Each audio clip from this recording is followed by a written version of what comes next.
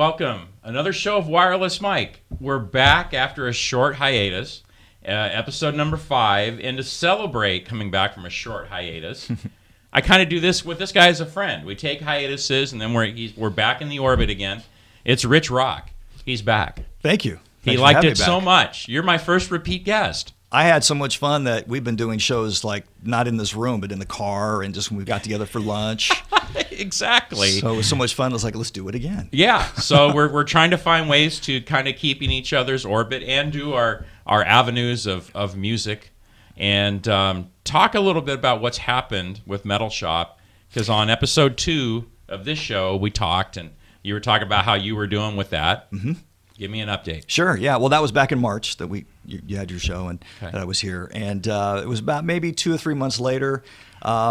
I had received notice before that the service that Metal Shop was with was no longer going to be supporting all the stations that were on the service, but yet you could stay with them, pay a fee, but you'd have to pay your own streaming royalties to do that. And then before, it was not like that. It was not like that. It was, there was some out-of-pocket expense, but it wasn't what it was going to be once that change was made. And so after almost 16 years, I had to make the call, and so pulled the plug on it at sometime in June. Okay. Although I kept it going throughout the summer just because I was curious to see what would happen. But you don't want to chance that. The record labels, they have their patrols out there. Well, but however, Rich, just like the classic bands that we know and love so much, you've thought about a reunion. You've thought about a reunion tour. For sure. The Page is still alive. Hey, Talk about that. Motley Crue came back.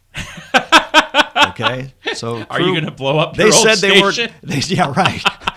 They blew up their contract that they signed. You're going to blow up the old transmitter. Did you see the video they put out when they blew that up? No. That must have cost $1 million. It was really well done. Really? Yeah. It was just a contract sitting on a coffee table, and the whole room blew up. And wasn't it the actor who played one of them in the dirt? Yes. Like voiced it, or was he on it too? Actually, I don't remember now, but I remember the explosion. The guy who played Tommy The explosion Lee. Was the best part, right? Yeah. Okay. And so they did that, and but I hear they're getting $3 million a show, so I guess that was the drop in the bucket. So if you got $3 million, then you'd be back in. You hear it. You hear it, people. You hear it. He needs $3 million. I might take a fraction of that. No. Would you take a hamburger? No, I gotta draw the line there. No burgers. Okay, so talk about the page though. It's still up. They can still. The Metal News is there. Oh yeah. The concert reviews are there, and I swear we will update them for sure. We will. Yeah. Yes. Yep. It'll happen. Yeah. And we'll occasionally do something like this, and we'll post that exactly. as well. This will be on that. So give that again real quick. The address for that. Metalshoprocks.com is the website. ROCKS. Yes. .com. That's right. Okay. And then Facebook and Twitter, and we're all there too. So that's still going. And in the meantime, we're talking about trying to find a way to get the metal back together. So it'd be nice, and I think YouTube is a great way to go. So I'll probably do something like that. But for now, and it's a good following on social media. I'm actually pretty surprised that people still like the page, new likes, and are following the page. So that's a good thing. Right. So whenever this next, the metamorphosis happens, there will be some followers. Oh, for sure. Well, the thing, Rich, is what I've always been impressed with you as you've always been a straightforward, to the no frills, but you're there for the listener. Oh yeah. You have the love of what you do, and you're passing that on. And I think the listeners see that. It's not, you're not running a label trying to get ahead by promoting one thing or another. Right. Or, someone's not paying you unless it's in hamburgers. And to do Nobody's ever paid me hamburgers. I mean, the thought might be nice. No. Yeah, I don't know why. It's just in my head right now. Sure. And I think that having that option, of having nothing but, in this case, 80s metal streaming 24/7 was a great thing. There are other stations that do the same, but not as many. Yeah. In fact, probably even fewer now because, things have changed in the industry. But when you compare that to, like, say, traditional radio, just before Thanksgiving, I was out driving around. I turned on the local rock station, and they were playing a Rat song, and then they played, I think it was Poison next or somebody, and they said it was the Hairball, and it was over in 2 songs. It was like a Monday, right? It was over in two songs. Small hairball. It was a real small hairball, and then they said, tune in for the full hour on Friday, but it won't be on this Friday because of the holiday. So I'm thinking, well, yeah, how can you gain a following like that? Well, that's true, but also you're just not represented, right? You're not exactly. And so having it 24/7 somewhere, in this case it was the internet. And streaming. And you always paid attention to it about, like we've talked ad nauseum about deep tracks versus well-known songs, hits, and you always did a good job of representing certain songs, the amount of times they need to be played, because that was what I was telling you about Sirius. They're playing the same songs. And this was the one. It was Great White. I heard it 3 times in 2 days. I think it was House of Broken Love. Yeah. Which I love that song, but I was just like, you are just playing this out. Yeah. There's more in their catalog. Well, exactly. Right. So, and I think you always made sure not to do that. Right. I mean, we still play the hits. I mean, people want to hear the hits. That will never change. But yeah, you have to expand a little bit. And, and it's not like there's a million artists to choose from. It's a slim genre still. And so you have to expand and go beyond the basic songs. And even maybe introduce some songs that maybe a lot of people, hear for the first time and go, wow, I never knew about that one. That's a really great song. I'm glad you played that. Exactly. So now, and then it can become a hit in its own right. Exactly. 20, 30 years later. 30 plus and years later. That's what we always, I think that's what this genre of fan does too. We always want to get our favorite songs into people's ears, even 20 to 30 years later. Oh, yeah. That's what we want to do. You mean you haven't heard this? Right. You need to hear this now. I'm shocked sometimes. I'm like, you don't know that song? You listen to the station, you've been listening for years, and you don't know it? It happens, right? We all have things to do. Okay, so with Metal Shop, though, they can still go online, get the news, get the reviews, get this. Exactly. And then, we'll break whatever happens in 2020. Right. About, something more solid, a home. If something happens like that, that would be nice. Yeah. Okay. And, hopefully have good news for that next year. I'm hoping so, too. This has been a ton of fun getting back in each other's orbit this summer and fall and all that. Yeah. So love to continue it. For sure. So summer shows. So with us talking all the time, a little more on the regular, we started talking about summer shows and how interesting it is now because they announce 6 to 7 to 8 to 9 months out. And I just don't recall it that way. Or maybe it was like that in the 80s. Or even longer. Yeah, maybe it was that way in the 80s, but lately it seems to be maybe 3 months or 4. It just doesn't. It's just so long to wait for the summer shows, but they all want to get out there and get these bands want their piece of the month. But also look at ticket prices. Yeah. I mean, people have to budget for these things, right? And they're like, that's true. How much money am I going to have? Can I go to this show and this show and this show? And if your show's bigger than the other band's show, then I might choose that one over this, and so we have to get the word out. But if you got on board first, and someone put their money out for that show, then they can't hit another one, right? For another couple months after that, so it's real interesting to me the summer shows that happen now, and amphitheaters now, of course, are a huge. Oh yeah. You think summer, it's almost outdoor amphitheater, whereas growing up, it was always the arenas, right? It was just flat out arenas. That's it, or a club. If you're in a city like Portland or Seattle, some of the larger places. Although growing up, too young typically to go to clubs, right? Right, exactly. When we were getting exposed to the music we listen to now, from the 80s and mostly, So there's that. Well, and back in those days, it was you had to find someone whose parents had a credit card, or you could charge them. Or we did have a local record store in Yakima where you could buy them for certain shows. Right. You could just go buy cash and buy your ticket. Well, I did that for the arena shows. You just drove to the venue, right? Oh, no, I picked up, I think I told you, picked up my ticket to Ozzy and Motley Crue in 1984. It was at a local G.I. Joe's, which is like a department store.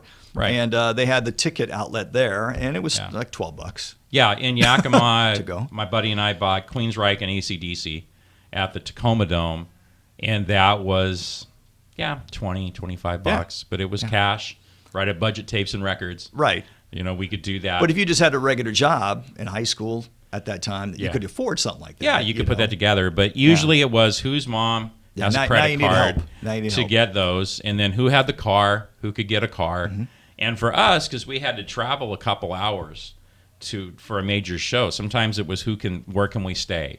Right. Does someone have a relative, or can we pool some money together for a hotel room, or what? Because when I saw Boston in Tacoma Dome in '87, yeah, we had to get a hotel room in Kent. Well, you were driving from Yakima. Yakima. Yeah. Yeah. Well, not too many bands were going there, right? Exactly.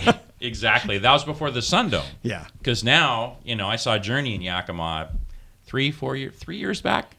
3 or 4. A lot of major bands like Kiss showed up there when they had the four. They're going the to come original back there 4. too. You watch. They're going to play probably. there again. No, it's a farewell. I know. They got to say farewell to Yakima That's after right. all those times. Exactly. But so yeah, but back then there was nothing like that. So it was, yeah, we had to do that. And now a show now is like, well, you kind of have to go back to who's got room on a credit card.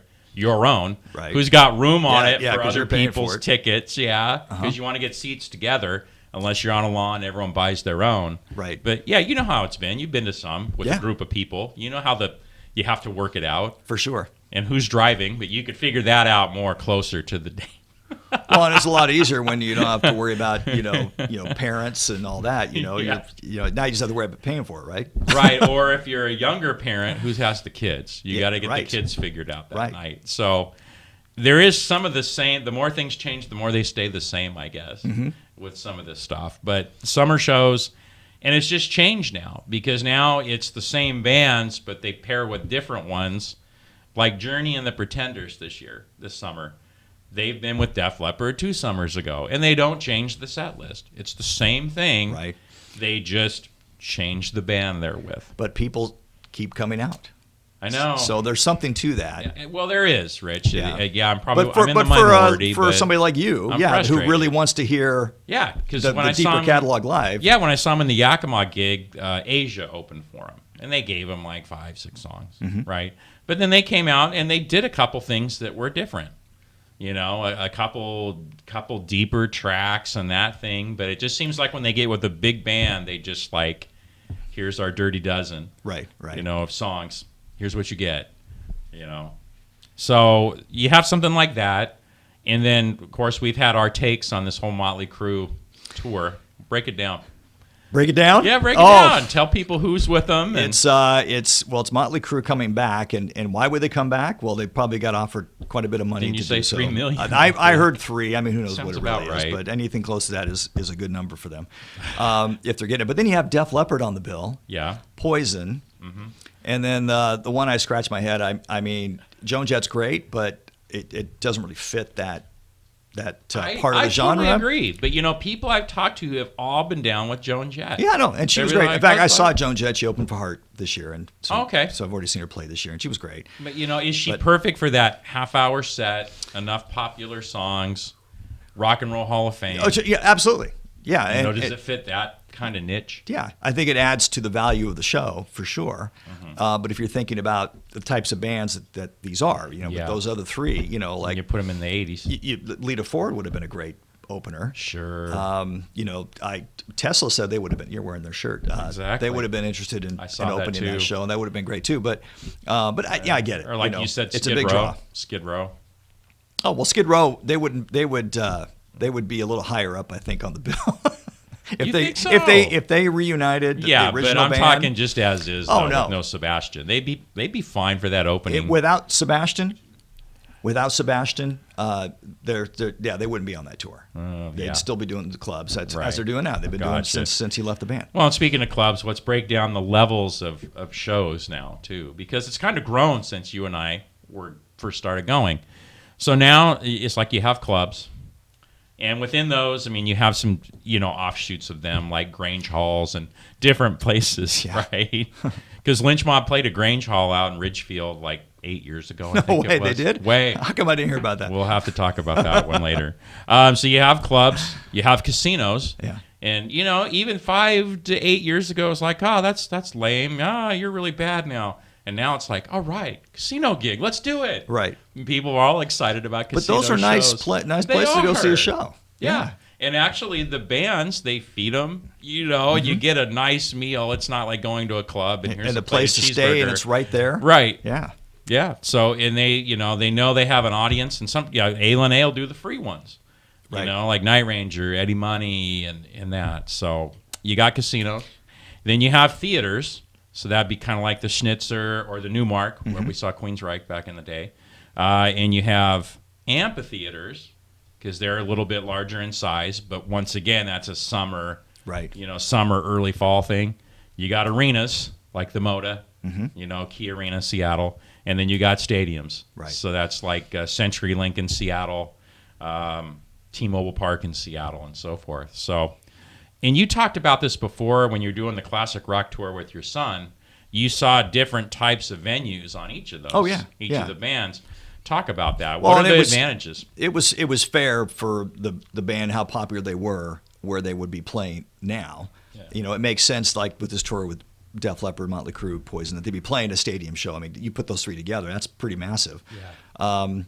But like Armored Saint, Metal Church, they played together. It was at a small the Hawthorne Theater. Yeah, and but it fit. I think a bigger show wouldn't necessarily have been the right fit at this time, right? Yeah. And it was packed too. I mean, people filled that place up. That was great. Oh, it was great. It was one of the best metal shows I've seen in a while, and it was one of the smallest, right? Well, and you could feel the intense. Yeah. You could feel the energy. Yes. Like I was telling you, there was an urgency there that you would not get in a stadium for most bands. Right. There's a couple that can transcend that. I saw U2, Maiden, of course, and U2, of course, not hard rock metal. But, there's just certain bands that can get all these people just in, like an Iron Maiden for sure. Yeah, and I felt that at Maiden played, it's not full stadium, but the Moda Center in Portland. Yeah, and an arena. And I felt that with, same as Armored Saint, that same intensity. And it was great. That's amazing. There's a lot of bands where you wouldn't get that unless you were in a club or a casino or something, some of the personal, more intimate stuff, I guess. Y&T, perfect club band. So good. Yeah. So let's go into some new music. Yeah. Because you and I were talking about this, getting back together. You were just like, hey, I didn't even know some of the stuff was even out. Or you did, but you didn't hear it. Right. And it's just like so many bands now are getting back out there, putting new music out. And it's weird because it doesn't sell nearly like it did. No. But I think they want to continue to be an artist, continue to mix it up a little bit for the diehard fans. Like when the Maiden show we saw together, not that one that you have the shirt for, but we saw one 2 years before that. It was the last album. Right. And they did like 5 off it, which I thought was a bit too much considering their career. But they rectified it the next tour. That's what they do. They alternate. Right. And we know that now. Yeah. So we can plan accordingly. Yes. I don't know if I want that one. Right. So you pick first. Here's a stack of CDs. Almost all of them are from. There was one that was from 2018, but the rest are 2019. Right. Yeah. No. These are, and I listened to all of them most recently. I'll be honest. Some of them I didn't have a chance to listen to. I'm like a typical music listener from the '80s, where I get stuck on what I liked back then. Right. Sure. But at the same time, I mean, it wasn't like I wasn't listening to anything that was new. But and some of it was. Just my own personal feelings about, like, I'll give you an example. Queensryche. Pick it up. Talk about it. Pick it up. Where am I showing it to? You and me. Just okay. The latest Queensryche. Bob will do some CD. magic with us because he is the magic man. Okay, this one here is probably one of my favorites that's come out over the last few years, and I didn't expect that because I'm kind of a traditionalist and hey, bring Jeff Tate back, right? Right. But I'm definitely a Todd fan now because this album is really well done. Terrific record. So highlights for you. Yeah, this is number one. I don't know why I grabbed this one first because it's all downhill from here, right? No, I'm kidding. Whatever, man. Okay, so with this one, the interesting one about this, Rich, was that Todd LaTorre played the drums. Yes. And because he's a drummer by nature, right? And then he just took over the singing in his career because the band needed a singer he was in. And it's just like, wow. So and just happens to sound a lot like Jeff. It's pretty amazing. Yeah, but he's a killer drummer on this too. I mean. And they didn't let it out of the bag who played drums on this at all. Because Rockenfield's been gone for, 3 years now. Right. And they're just like, he'll come back when he wants to. And that's been like it. Yeah. He's not coming back.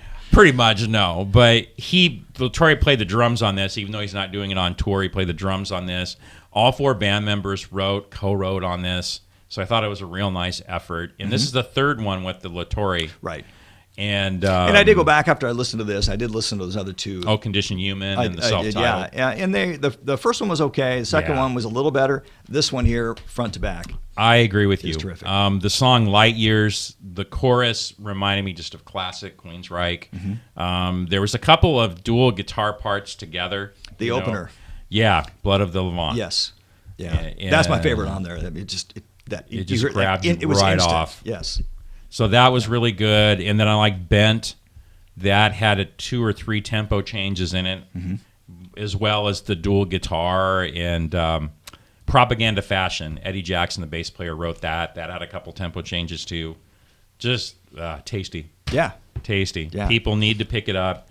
And the biggest thing is, this is one of those where does it fit the sound of what the band had? Should you own it? What would you tell people on those Absolutely. two? This is a must own. Okay. Yeah, this is right up there with. I'd say this is right up there with Mindcrime, the first one. Yeah. Empire. All those great records from the classics. '80s. Okay. It fits in there with that. Okay. Give me one more. We've talked ourselves out. One more that I really liked. Whatever you want. We could vary it. Well, we have to go back to 2018. Okay, let's do it. The Judas Priest Firepower was. I liked this before I heard this. I thought this was really terrific when they put out the first single off this. Yeah. And I thought, boy, Priest is really back. Best since Painkiller, in my opinion. And I thought, too, that maybe this will be their last, right? And if it was, they really went out strong. Although they're on their 50th anniversary now, so they have to put out another record. Yeah, I think they might do one more. I mean, I don't know. I just thought, but the title track smoked, Lightning Strikes. And then Rising from Ruins, it had that melodic, dramatic thing that they would do on some of the earlier records, which wasn't ballads, but like When the Night Comes Down, Out in the Cold, they were very dramatic, slower songs, and Rising from Ruins had that melody to it too. So a great effort. And once again, does it fit the sound? Should you own it? Absolutely. On both. Oh, yeah. Automatic. Okay. Well, see, now we've got plenty of discs for the next time we're back. There you go. To bore people with. And for now, thank you for this episode of Wireless Mike for watching. And once again, Metal Shop, what's the address again? MetalShopRocks.com. There we go. And we'll be seeing you sooner rather than later. Thanks for watching.